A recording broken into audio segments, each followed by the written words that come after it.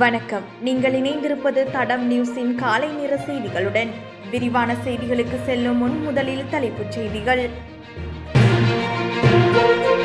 அரசு ஊழியர்களின் சம்பளம் தொடர்பில் அரசுக்கு பரந்த கோரிக்கை. அரசு தனியார் ஊழியர்களுக்கு விசேட விடுமுறை, வெளியான அறிவிப்பு. தனது அமைச்சர்களின் தவறுகளுக்கு ஜனாதிபதி அனுரகுமார திசாநாயக்க அளித்த விளக்கம். பதில் அமைச்சர்கள் நியமனம். வளிமண்டலவியல் திணைக்களம் விடுத்த எச்சரிக்கை. சிறுமி ஒருவரை தகாத முறைக்கு உட்படுத்திய குற்றச்சாட்டில் வேட்பாளர் ஒருவர் கைது. தொடர்பான விரிவான செய்திகள். அரசு ஊழியர்களின் அடிப்படை சம்பளத்தை 50,000 ரூபாய் வரை உயர்த்துமாறு அனுர அரசுக்கு கடும் அழுத்தம் பிரயோகிக்கப்படுவதாக தகவல் வெளியாகியுள்ளது. பல்வேறு தொழிற்சங்கங்கள் ஒன்றிணைந்து அரசாங்கத்திடம் இந்த கோரிக்கையை முன்வைத்துள்ளன.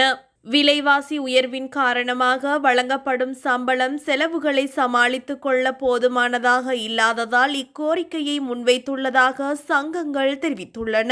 கடந்த வரவு செலவு திட்டத்தின் போது 24,250 ரூபாவாக இருந்த அடிப்படை சம்பளம் 40,000 ரூபாவாக அதிகரிக்கப்படுவதாக ஜனாதிபதி அறிவித்திருந்தார்.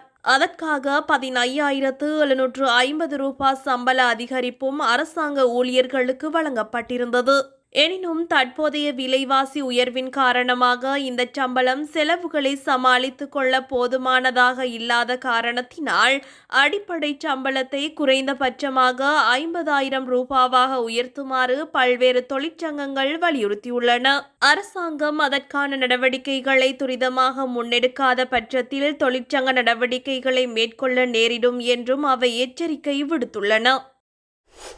உள்ளூராட்சி மன்ற தேர்தல் தினமான எதிர்வரும் 6ஆம் திகதிக்கான விடுமுறை தொடர்பில் தேர்தல் ஆணைக்குழு விசேட அறிவிப்பொன்றை விடுத்துள்ளது.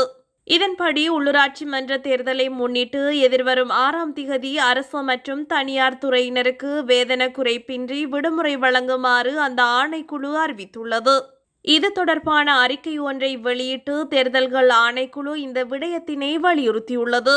இதன்படி பல்கலைக்கழகங்களின் பணிக்குழாமினருக்கும் மாணவர்களுக்கும் விடுமுறை வழங்குமாறு பல்கலைக்கழக மானியங்கள் ஆணைக்குழுவின் தலைவரிடம் தேர்தல்கள் ஆணைக்குழு கோரியுள்ளது. மேலும் தனியார் பல்கலைக்கழகங்கள் மற்றும் உயர்கல்வி நிறுவனங்களின் பணிக்குழாமினருக்கும் மாணவர்களுக்கும் குறித்த தினத்தில் விடுமுறை வழங்குமாறும் தேர்தல்கள் ஆணைக்குழு தெரிவித்துள்ளது.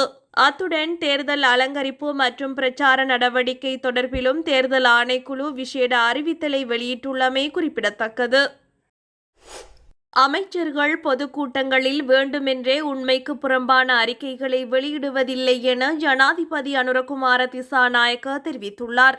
அது அறியாமை காரணமாக இருக்கலாம் என்றும் மனிதர்கள் கையினால் சிறு தவறுகள் நடப்பது பொதுவானது என்றும் அவர் சுட்டிக்காட்டியுள்ளார். சமீபத்தில் அவ்வாறான அறிக்கையை வெளியிட்ட பிரதி அமைச்சர் ஒருவர் வேறு இடத்தில் தொடர்புடைய அறிக்கையை சரி செய்துள்ளதாகவும் ஜனாதிபதி அனுரகுமார திசாநாயக்க குறிப்பிட்டுள்ளார். இதன்படி இதுபோன்ற விடயங்களில் ஊடகங்களால் இலக்கு வைக்கப்பட்டுள்ள அமைச்சர்கள் குழுவை அழைத்து அறிவுறுத்தல்கள் வழங்கியுள்ளதாக ஜனாதிபதி தெரிவித்துள்ளார்.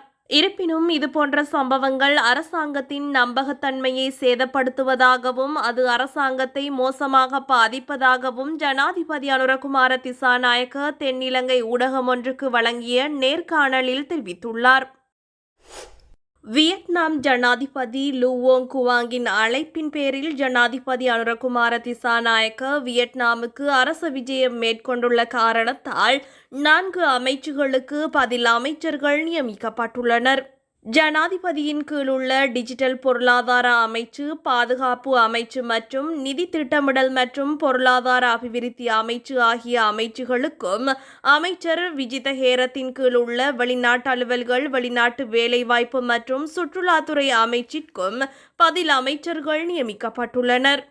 அதன்படி தொழில் அமைச்சர் மற்றும் பொருளாதார அபிவிருத்தி பிரதி அமைச்சரான கலாநிதி அனில் ஜெயந்த பெர்னாண்டோ நிதி திட்டமிடல் மற்றும் பொருளாதார அபிவிருத்தி பதில் அமைச்சராகவும், டிஜிட்டல் பொருளாதார பிரதி அமைச்சர் இரங்க வீரரத்ன டிஜிட்டல் பொருளாதார பதில் அமைச்சராகவும், பாதுகாப்பு பிரதி அமைச்சர் அருண ஜெயசேகர பாதுகாப்பு பதில் அமைச்சராகவும், வெளிநாட்டு அலுவல்கள் மற்றும் வெளிநாட்டு வேலைவாய்ப்பு பிரதி அமைச்சர் அருண் ஹேமச்சந்திர வெளிநாட்டு அலுவல்கள், வெளிநாட்டு வேலைவாய்ப்பு மற்றும் சுற்றுலாத்துறை பதில் அமைச்சராகவும் நியமிக்கப்பட்டுள்ளனர்.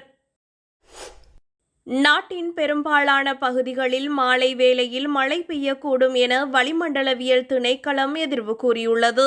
ஊவா, சப்ரகமுவ மற்றும் தென் மாகாணங்களிலும், கண்டி, நுவரெலியா மற்றும் அம்பாறை மாவட்டங்களிலும் பல இடங்களில் இடியுடன் கூடிய மழை பெய்ய வாய்ப்புள்ளதென வளிமண்டலவியல் திணைக்களம் தெரிவித்துள்ளது. அத்துடன் சப்ரகமுவ, மத்திய, தென் மற்றும் ஊவா மாகாணங்களிலும், அம்பாறை மாவட்டத்திலும் சில இடங்களில் 50 மில்லிமீட்டருக்கும் அதிகமான மழை வீழ்ச்சி பதிவாகக்கூடும். இதேவேளை இடியுடன் கூடிய மழை பெய்யும் சந்தர்ப்பங்களில் ஏற்படும் அனர்த்தங்களை குறைப்பதற்கு தேவையான பாதுகாப்பு முன்னாயத்த நடவடிக்கைகளை மேற்கொள்ளுமாறு வளிமண்டலவியல் திணைக்களம் பொதுமக்களை அறிவுறுத்தியுள்ளது. சிறுமி ஒருவரை தகாத முறைக்கு உட்படுத்திய குற்றச்சாட்டில் வேட்பாளர் ஒருவர் கைது செய்யப்பட்டுள்ளார். குறித்த கைது நடவடிக்கை நேற்று முன்தினம் இடம்பெற்றுள்ளது. லக்கல பிரதேச சபைக்கு போட்டியிடும் வேட்பாளர் ஒருவரே இவ்வாறு கைது செய்யப்பட்டுள்ளார். சம்பவம் தொடர்பில் மேலும் தெரிய வருகையில், குறித்த நபர் நடைபெறவுள்ள உள்ளூராட்சி மன்ற தேர்தலில் லக்கல பிரதேச சபைக்கு போட்டியிடவுள்ளார். இந்த நிலையில் தேர்தலுக்காக குறித்த நபர் வீடு வீடாக சென்று பிரச்சாரத்தில் ஈடுபட்டுள்ளார். இவ்வாறு பிரச்சாரத்தில் ஈடுபட்டு கொண்டிருந்த போது வீடு ஒன்றினுள் சட்டவிரோதமாக நுழைந்து சிறுமி ஒருவரை தகாத முறைக்கு உட்படுத்தியுள்ளார். இதையடுத்து பாலியல் வன்கொடுமை நடந்ததாக போலீசாருக்கு கிடைத்த முறைப்பாட்டின் அடிப்படையில் அவர் கைது செய்யப்பட்டதாக லக்கல போலீசார் தெரிவித்துள்ளமை குறிப்பிடத்தக்கது. அரசு ஊழியர்களின் சம்பளம் தொடர்பில் அரசுக்கு பரந்த கோரிக்கை. அரசு தனியார் ஊழியர்களுக்கு விசேட விடுமுறை, வெளியான அறிவிப்பு. தனது அமைச்சர்களின் தவறுகளுக்கு ஜனாதிபதி அனுரகுமார திசாநாயக்க அளித்த விளக்கம்.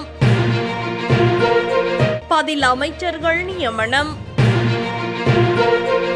வளிமண்டலவியல் திணைக்களம் விடுத்த எச்சரிக்கை. சிறுமி ஒருவரை தகாத முறைக்கு உட்படுத்திய குற்றச்சாட்டில் வேட்பாளர் ஒருவர் கைது. இதுபோன்ற செய்திகளை தெரிந்து கொள்ள தடம் நியூஸ் சேனலை சப்ஸ்கிரைப் செய்து அருகிலுள்ள பெல் பட்டனை கிளிக் செய்யுங்கள். மேலும் இதுபோன்ற செய்திகளை உடனுக்குடன் தெரிந்து கொள்ள தடம் FM.com என்ற இணையதளத்தின் வாயிலாகவும் எங்களுடன் இணைந்து கொள்ளுங்கள்.